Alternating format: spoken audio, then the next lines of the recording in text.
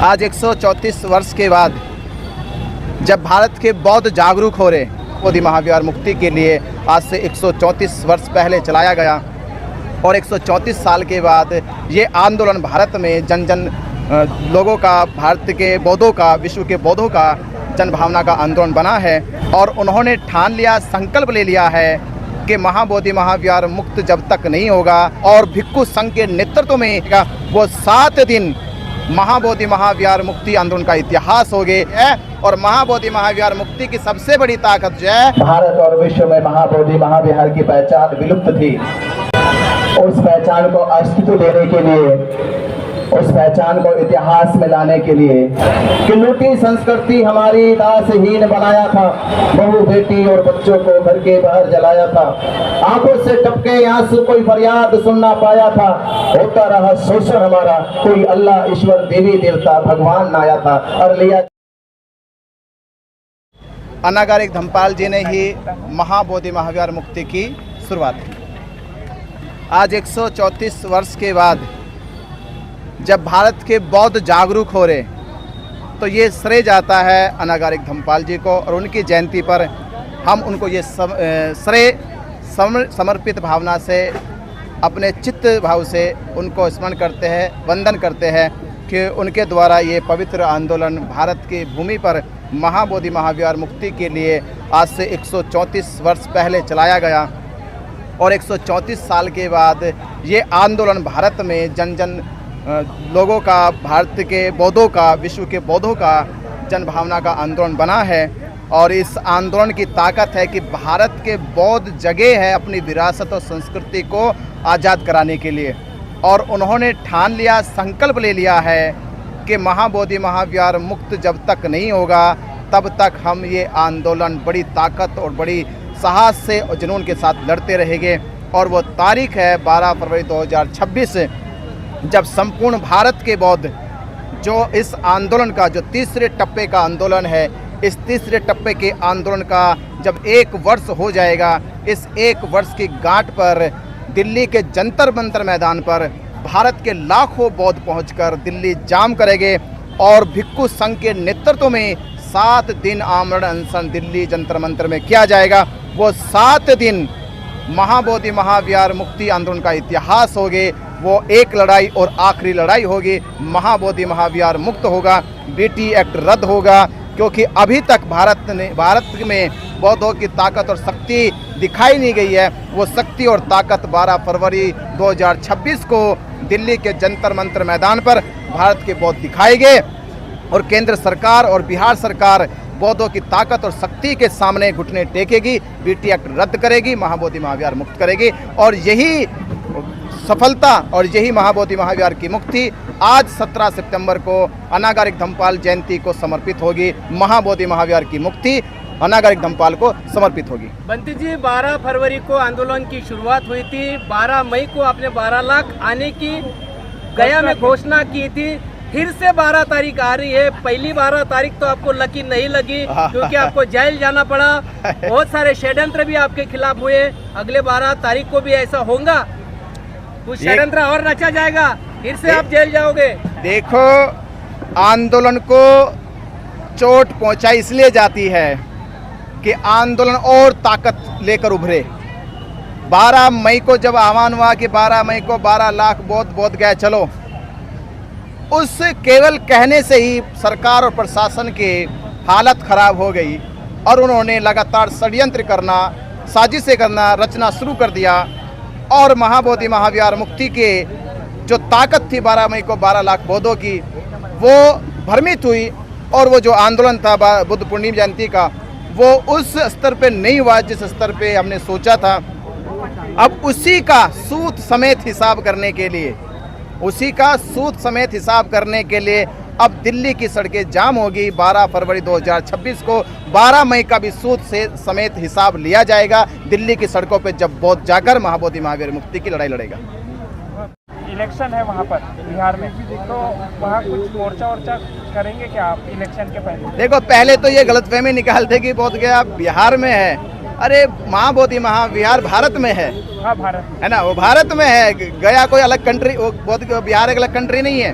महाबोधि महाविहार भारत में है और भारत का जो हिस्सा ताकतवर है उस ताकत के साथ महाबोधि महाविहार की लड़ाई लड़ी जा रही है। और महाबोधि महाविहार मुक्ति की सबसे बड़ी ताकत जो है वो महाराष्ट्र में है। तो महाराष्ट्र की ताकत इकट्ठा होकर पूरे भारत के बौद्ध जनों को जागरूक कर रही है, उनके अंदर चेतना पैदा कर रही है। वो चेतना पैदा होगी और फिर पूरे भारत के, बिहार के भी, उत्तर प्रदेश के भी, महाराष्ट्र के भी, छत्तीसगढ़ के भी, गुजरात के भी, राजस्थान के भी, नॉर्थ ईस्ट के भी तमाम राज्यों के बौद्ध लोग दिल्ली पहुंचेंगे 12 फरवरी 2026 को।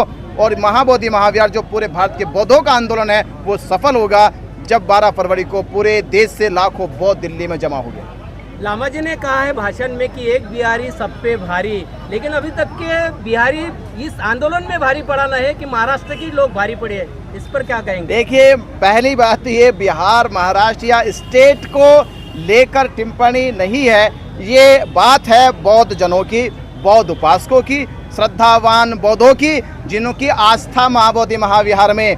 ये लड़ाई केवल बौद्धों की महाबोधि महाविहार के लिए, किसी राज्य के राज्य से नहीं है और ना किसी एक राज्य की ताकत की है।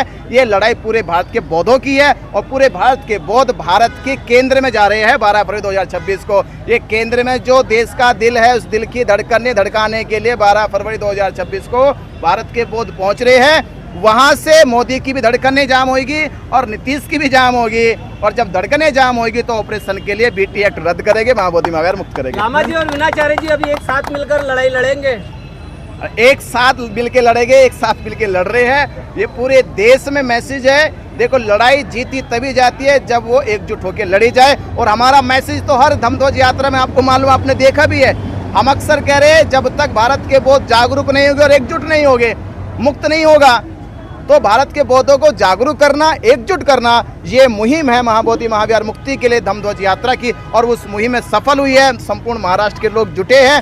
अब भारत को एकजुट करना है और 12 फरवरी तक धम्मध्वज यात्रा पूरे भारत के बौद्धों को एकजुट कर लेगी और लाखों लोग बौद्ध गया मुक्ति के लिए दिल्ली पहुंचेंगे। यही मेरा संदेश है, यही मेरा निवेदन है कि संपूर्ण भारत के बौद्ध 12 फरवरी को 2026 में दिल्ली पहुंचे। जय भीम, जय भीम, जय भीम। महाकारुणिक सम्यक संबुद्ध परम पूज्य बाबा साहब डॉक्टर अंबेडकर जी, प्रियदर्शी सम्राट अशोक, भारत भूमि पे जन्मे सभी संत महापुरुषों को कोटि कोटि वंदन नमन करते हुए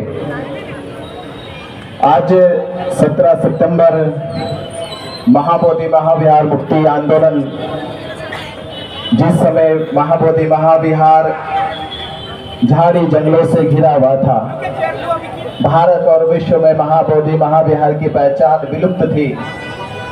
उस पहचान को अस्तित्व देने के लिए, उस पहचान को इतिहास में लाने के लिए अनागारिक धम्मपाल जी के जन्मोत्सव की आप सभी श्रद्धावान उपासक उपासिकाओं को शुभकामनाएं, मंगल कामनाएं कि आज उनकी बदौलत महाबोधि महाविहार मुक्ति आंदोलन की ये लड़ाई पूरे भारत और विश्व के बौद्धों को मालूम हुई और धीरे धीरे हम इस लड़ाई की जीत की ओर आगे बढ़ रहे हैं। तो आज पूरे भारत और विश्व में अनागारिक धम्मपाल जी के जन्मोत्सव को मनाया जा रहा और उसी उपलक्ष्य में आज का एक कार्यक्रम आयोजित हुआ। तो उनको नमन करते हुए मंच पे उपस्थित आदरणीय भिक्खु संघ, भिक्खु डॉक्टर चंद्रकीर्ति जी, भिक्षु धर्मशिखर जी, तो सभी भिक्खु संघ को सादर वंदना में नमन करते हुए और आप बैठे सभी श्रद्धावान उपासक उपासिकाएं जिन्होंने इस मुक्ति आंदोलन के लिए एक लंबे अरसे तक उम्मीद और विश्वास बना के रखा कि एक दिन महाबोधि महाविहार मुक्त जरूर होगा, आप सभी को नमो बुद्धाय, जय भीम। लूटी संस्कृति हमारी दासहीन बनाया था। भारत देश के इतिहास में विरासत और संस्कृति का बड़ा नाता है। इसी विरासत और संस्कृति की बदौलत पूरे विश्व में भारत का आदर सबसे पहले किया जाता है। कि लूटी संस्कृति हमारी दासहीन बनाया था, बहू बेटी और बच्चों को घर के बाहर जलाया था, आंखों से टपके आंसू कोई फरियाद सुन ना पाया था, होता रहा शोषण हमारा, कोई अल्लाह ईश्वर देवी देवता भगवान ना आया था, और लिया जन्म भीम ने जगत में और लिखकर अनूठा ज्ञान पाया था, तोड़ मनवादी जंजीरों को इस देश के शोषित पीड़ित समाज को आजाद कराया था। ये वो धरती है दीक्षा भूमि। आप लोग धन्य हैं, आप लोग महान हैं, और इस महानता का अर्थ यह है कि परम पूज्य बाबा साहब डॉक्टर अंबेडकर जी ने दीक्षा भूमि नागपुर को चुना। दीक्षा भूमि नागपुर 14 अक्टूबर 1956 में, जो समाज धर्म के बारे में जानता नहीं था, जिसमें सदैव जाति का दंश झेला हो, जाति का उत्पीड़न हुआ हो, जिस समाज को मालूम ही नहीं था शिक्षा, संस्कार, संस्कृति, विरासत क्या होती है, उस विरासत को उदय करने के लिए, उस शिक्षा, संस्कार और संस्कृति का भारत में अस्तित्व बनाने के लिए बाबा साहब डॉक्टर अंबेडकर जी ने दीक्षा भूमि को चुना। दीक्षा भूमि जो बौद्ध धर्म की क्रांति की भूमि बनेगी, जो भारत में बौद्ध धर्म के परिवर्तन की क्रांति की भूमि बन गई, जिसने भारत के लाखों करोड़ों लोगों को दीक्षा भूमि से प्रेरित होकर बौद्ध बनाया है, वो दीक्षा भूमि आज महान बन गई, वो दीक्षा भूमि आज इतिहास बन गई। अगर आपको मालूम हो, महाबोधि महाविहार मुक्ति आंदोलन, अगर बोध गया को छोड़ के सबसे ज्यादा बात अगर मुक्ति आंदोलन की हुई है, वो दीक्षा भूमि नागपुर में हुई है, सबसे ज्यादा बार। और इस आंदोलन में सबसे ज्यादा साथ, सबसे ज्यादा सहयोग, सबसे ज्यादा समर्पण, सबसे ज्यादा त्याग अगर देश में किसी ने किया है तो दीक्षा भूमि नागपुर के लोगों ने किया। इसलिए बाबा साहब डॉक्टर अंबेडकर जी ने चुना, जैसे सिद्धार्थ गौतम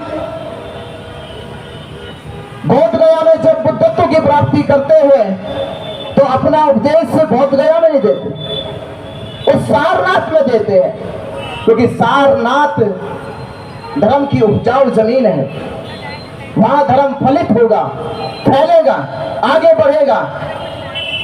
उसी प्रकार बाबा साहब डॉक्टर अंबेडकर जी को मालूम था कि धर्म की दीक्षा कहां दी जानी चाहिए। उस नागपुर में जो नागों की राजधानी है, जहां नाग इतिहास का अस्तित्व आज भी जिंदा है, उसकी गूंज आज भी सुनाई देती है। बौद्ध धर्म की दीक्षा की कोई जमीन अगर उपजाऊ है, जहां 1000 नहीं, लाख नहीं, 7 लाख लोग साथ इकट्ठा होकर दीक्षा ले सकते हैं, तो दीक्षा भूमि नागपुर है। इसलिए नहीं चुना इसको, दीक्षा भूमि को चुना गया। तो कई बार मुझसे सवाल पूछे गए कि आपने धम्म ध्वज यात्रा दीक्षा भूमि से क्यों शुरू की, तो मैंने कहा, मेरा सीधा सा 2 शब्दों का जवाब है कि बाबा साहब डॉक्टर अंबेडकर जी ने बौद्ध धर्म की नींव दीक्षा भूमि से रखी, हमने मुक्ति की नींव भी दीक्षा भूमि से रखी। तो दीक्षा भूमि महाबोधि महाविहार मुक्ति आंदोलन में एक मुक्ति की नींव है, आधार है एक। और ये आधार जिंदा रहे, ये आधार जिंदा रहे तो नागपुर की जनता ने, नागपुर के जिम्मेदार लोगों ने बदन सुरेश ससाई की अध्यक्षता में, क्योंकि जेल जाने के बाद और जेल से जब निकले तो हम दीक्षा भूमि आए और यहां से धम्म ध्वज यात्रा शुरू हुई। और ये मैसेज भी गया कि लामा जी अलग काम कर रहे, हम अलग काम कर रहे। ये मैसेज लोगों में, ये संदेश लोगों में थोड़ा थोड़ा मनोबल को गिराता रहा कि ऐसा नहीं होना चाहिए। बिल्कुल सही बात है, नहीं होना चाहिए। कौन चाहता ऐसा हो? ऐसा नहीं होना चाहिए। और 31 अगस्त को आप ही लोगों ने उस समस्या का निदान भी किया, लामा जी को बुलाया, हमें बुलाया, एक मंच पे खड़ा होकर हाथ मिलवाया। ये काम भी आप लोगों ने किया। आप तो इतिहास के ऊपर इतिहास लिखते जा रहे हो। आप इतिहास के बाद इतिहास लिखते जा रहे हो, पर कुछ लोग इतिहास मिटाते जा रहे हैं। उनसे सावधान रहने की जरूरत है। मुझे यहां आने से पहले कई लोगों ने कहा, कई लोगों ने, बनते जी आप मत आओ। वो मंच बोले कि वो लगा रहे मंच, वो आपको बुलाए, फोन किया क्या? मैंने कहा फोन तो नहीं किया। कोई चिट्ठी मैसेज भेजेगा? मगर नहीं भेजा। तो फिर क्यों जा रहे हो? मैंने कहा लामा जी ने वो नागपुर में भी कहा था, मुंबई में कहा था कि 17 तारीख को हमारे प्रोग्राम में आओ। उनकी बात को मानने के लिए, उनको पानी देने के लिए यहाँ तक आए, पर फर्क मिला एक। और ये फर्क मैं नहीं बताऊंगा, आपको पता है। लामा जी को हमने मुंबई बुलाया, वहां मंच पे क्या था, और यहां हम आए तो यहां मंच पे क्या था। ये फर्क पता है। आंदोलन त्याग और समर्पण से चलता है, साथ और सहमति से चलता है, औपचारिकता से नहीं चलता। किसी भी चीज की औपचारिकता घातक हो सकती है, नुकसानदायक हो सकती है। इसलिए इस मंच के माध्यम से मैं फिर कहूंगा, और लामा जी ने मुझसे जब यहां से जा रहे थे नागपुर से, तो ये एयरपोर्ट पे मिले तो कहा कि 17 तारीख को कुछ अच्छा करेंगे। मुझे लगा कि शायद उस अच्छे की भी घोषणा हुई नहीं। मैं चाहूंगा कि जब एक होने की बात है, 31 भी चली गई, मैंने आयोजकों से कहा कि आपने प्रोग्राम करवाया केवल, और प्रोग्राम इतना ही हो रहा, वो हमारे मंच पे आएंगे, हम उसके मंच पे जाएंगे, समाज के मंच पे जाएंगे, से एक होना नहीं कहते।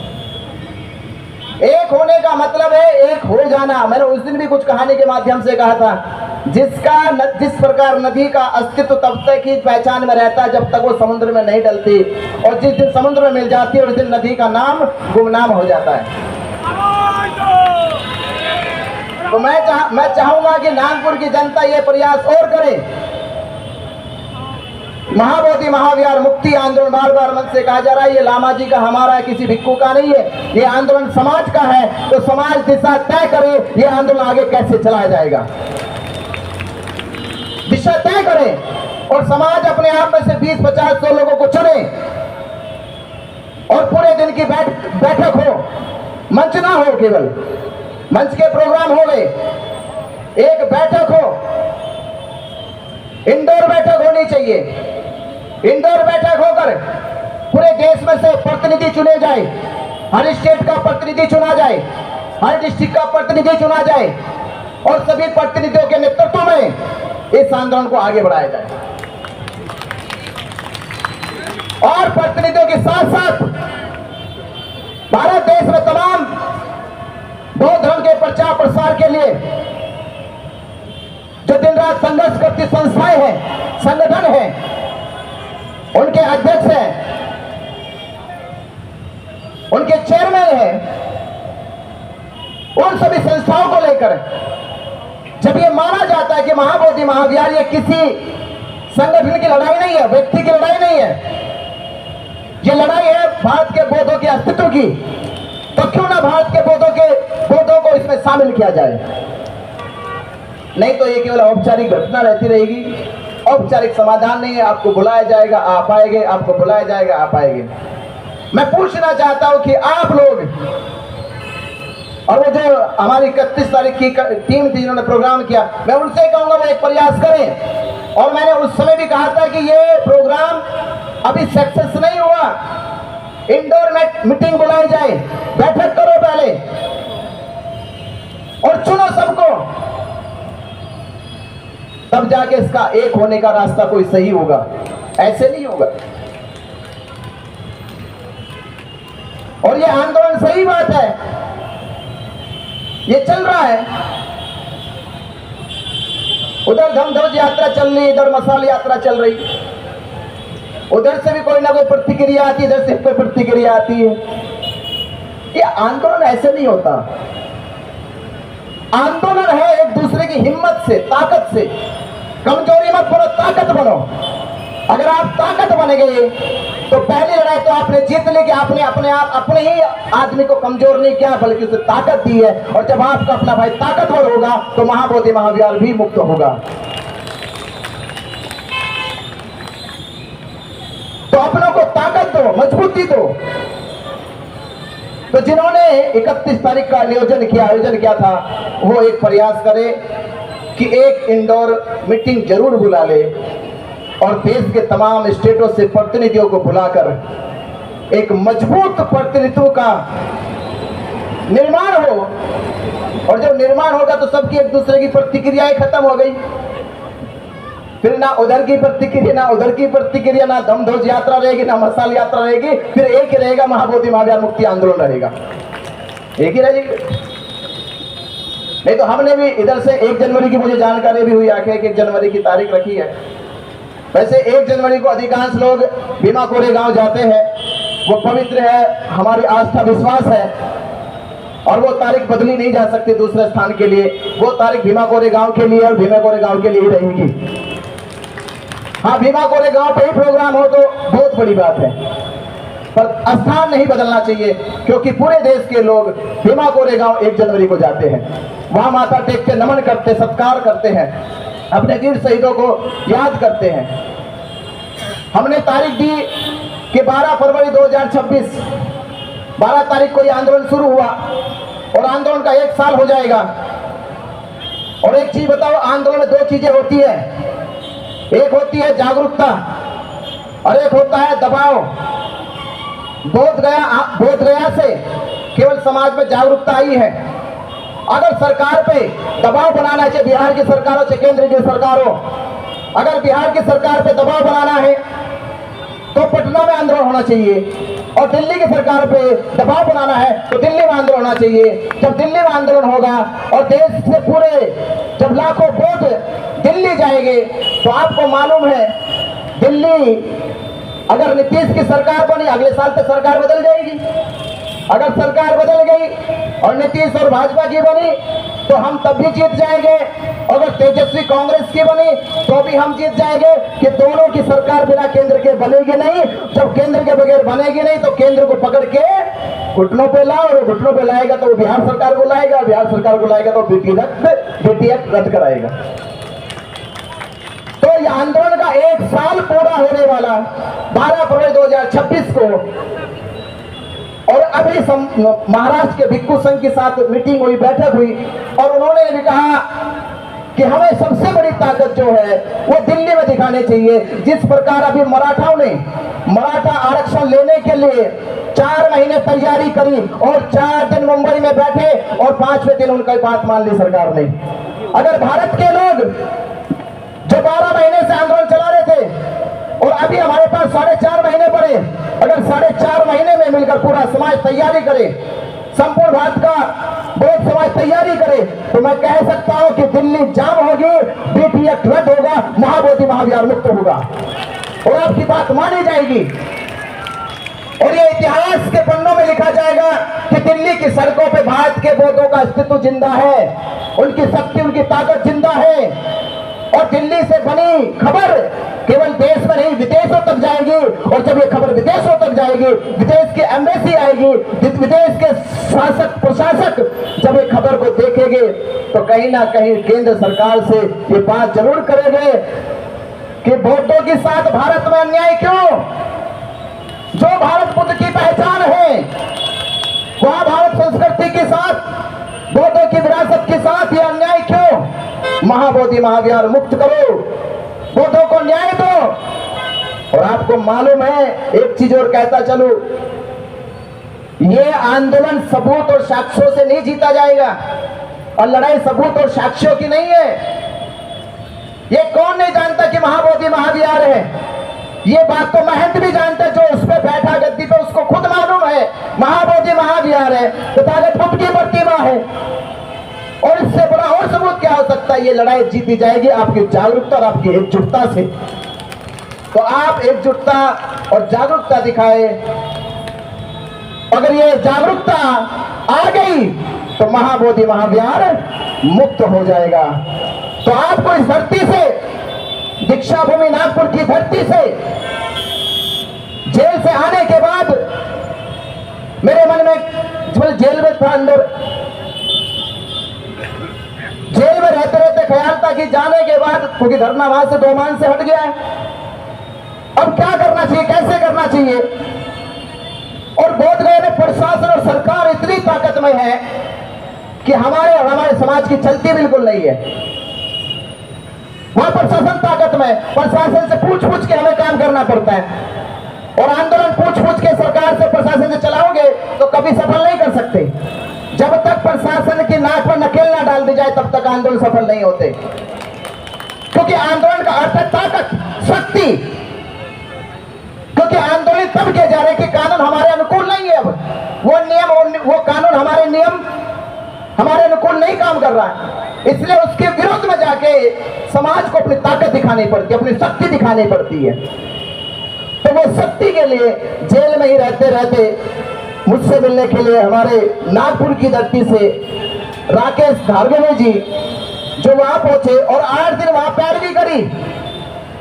नागपुर की टीम कम से कम 3 बार मुझसे मिलने जेल में गई। मुझे वो पहले कहते इतिहास में इतिहास लिखा, अगर मैं किसी भी राज्य की बात करूं, सबसे ज्यादा मुझे जेल से बाहर निकालने में जो सबसे ज्यादा पैरवी करी वो भी नागपुर के लोगों ने करी। उन्होंने निकाले, उन्होंने कहा राकेश धारगवे जी ने कि भंते जी, पूरे महाराष्ट्र से मैसेज है, फोन है, आपके जेल से निकलने के बाद आपको लोगों के साथ जन संवाद करना है। और 17 अगस्त 2025 दीक्षा भूमि नागपुर से आप सभी को मालूम है।